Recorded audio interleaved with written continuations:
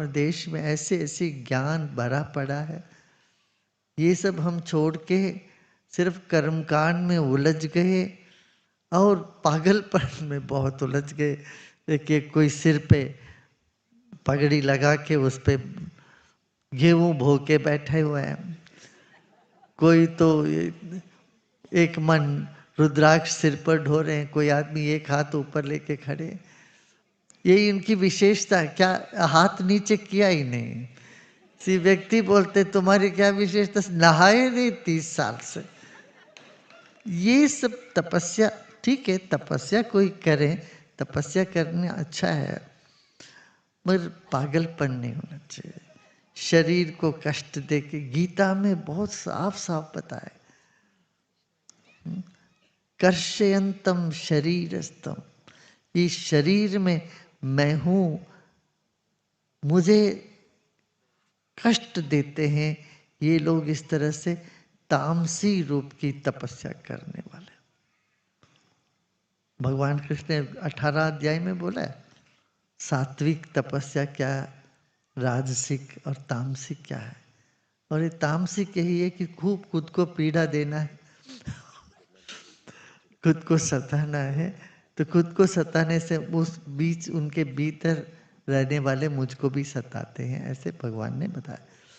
गीता हमारे देश के सर्वश्रेष्ठ ग्रंथ है। उसमें दुनिया के, हमारे देश का क्यों, दुनिया की था कि उसमें इतनी सारी बातें जो हमें व्यवहार में जरूरत पड़ती है वो सब बताएगा। भोजन से लेके व्यवहार से लेके सभी बातें हैं। तो रैशनल माइंड को कभी हमने नहीं कहा कि you, we have never said you should relieve the rational mind, but don't be stuck in the rational mind, be open mind.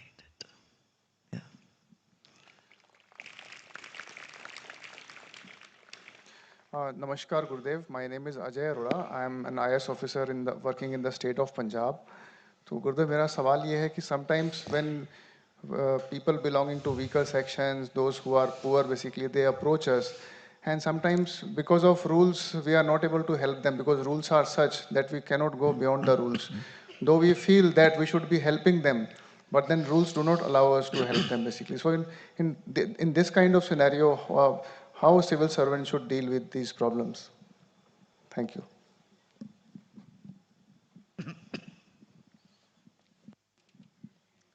देखिए प्रश्न थोड़ा वेग लगता है मुझे। रूल के हिसाब से तो चलना पड़ेगा सबको। ऐसे कोई रिस्ट्रिक्शन है, यदि गरीब है उनको मदद करना चाहते हैं,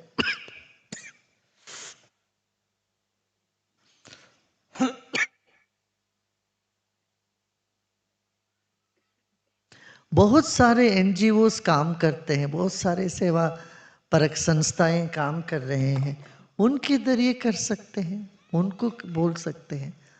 इस तरह से कोई एक पर्टिकुलर केस में आप नहीं मदद कर पाते हैं सरकार के जरिए, वो गैर सरकारी संस्थाएं काम करेगी।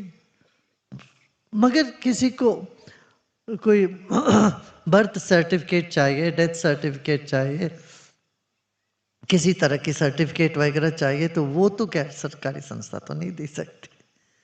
जो हम दे सकते हैं वो हम दें, जो हम नहीं दे सकते हैं उसके लिए दूसरा विकल्प ढूंढें, पर्याय ढूंढें। वो भी नहीं हो सकता, हमसे कुछ हो ही नहीं पाता है तो प्रार्थना करें और दुआ दीजिए उनको, इससे हो जाता है काम। ठीक है।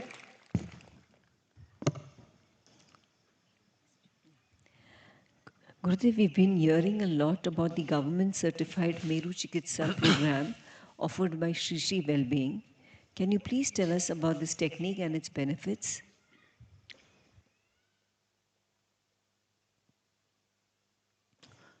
You know, our spine is the lifeline for us, and the spine has many electrical current passing through it.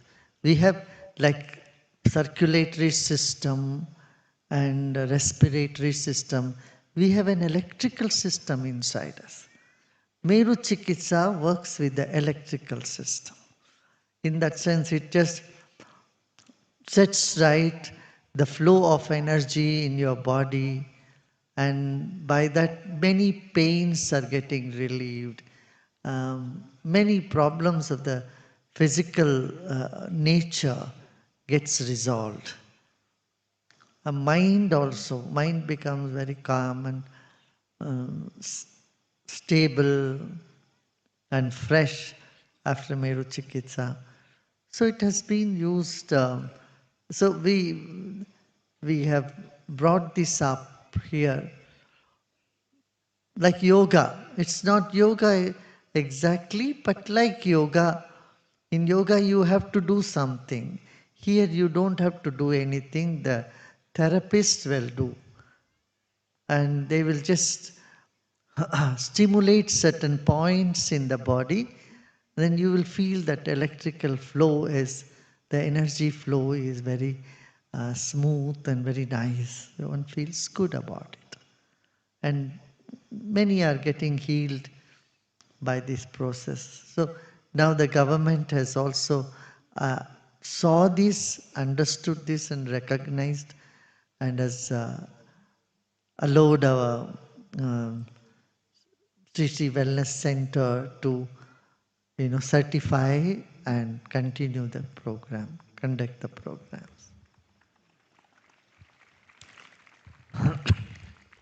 गुरुदेव, पिछले 2 सत्संगों से आप महिलाओं को बता रहे हैं कि ससुराल में परिवार के साथ कैसे व्यवहार करना चाहिए। गुरुदेव, कृपया पुरुषों को और ससुराल वालों के लिए भी कुछ सुझाव साझा करें, अन्यथा वे कहेंगे कि सारा ज्ञान केवल हम पत्नियों के द्वारा ही लागू किया जाना चाहिए।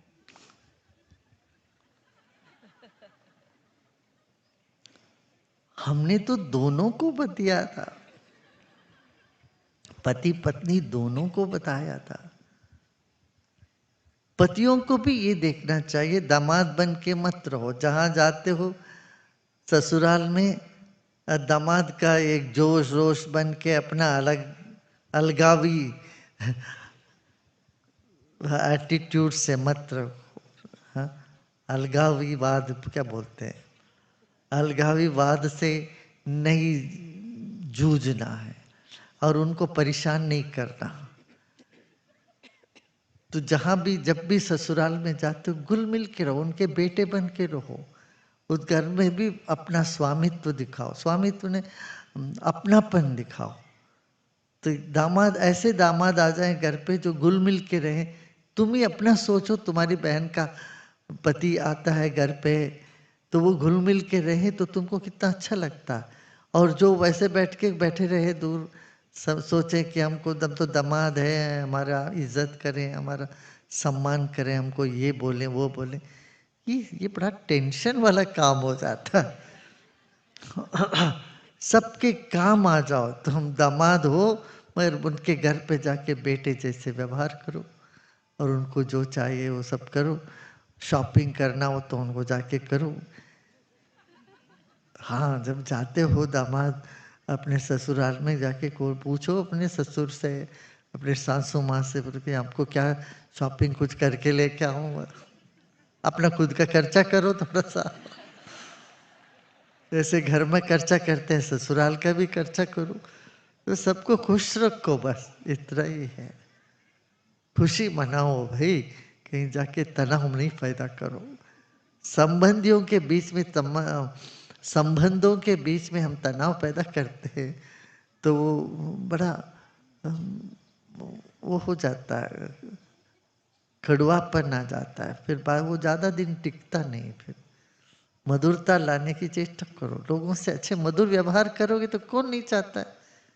तुम अपना अखड़ दिखाओगे जहां भी जाओगे तो, चाहे व्यापार में हो चाहे व्यवहार में, घर में हो, अकड़ मंदी लोगों को पसंद नहीं करते लोग। अरे भाई इससे तो दूर रहो, बोले अकड़ नहीं होनी चाहिए। मिलजुल के रहो, सबको सबका काम में आ जाओ। अरे जब काम करते हो, समाज में रहते हो, 2-4 गालियां भी सुननी पड़ती है, 2-4 बातें भी सुननी पड़ती है। अपना क्रोध को अपना कंट्रोल में रखना चाहिए। यही तुमको बिगाड़ देता, तो क्रोध ही, तुम्हारा क्रोध ही तुम्हें ऐसे धसा देता है, फंसा देता है, फिर तुम दुखी रह जाते हो उसको लेके। काम बनते बनते बिगड़ जाता है, ताकि हमारा अकड़ और क्रोध की वजह से, है ना? हाँ? बस आज ये जो सेंटेंस रखो, जब भी हमारा काम बनते बनते बिगड़ गया, संबंधों में खाई पड़ गई, दरार आ गया, तो समझना कहीं तो हम अकड़ दिखाए या क्रोध दिखाए। हाँ? ठीक है, आज इतना।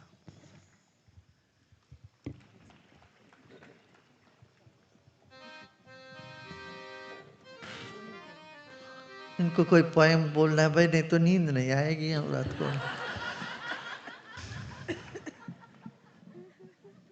कितना बड़ा, छोटा सा दे बताना, सैंपल। हाँ हाँ जय गुरुदेव। हाँ।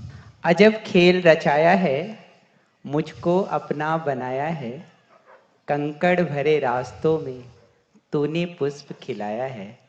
यदि मैं तुझे ढूंढता भी तो शायद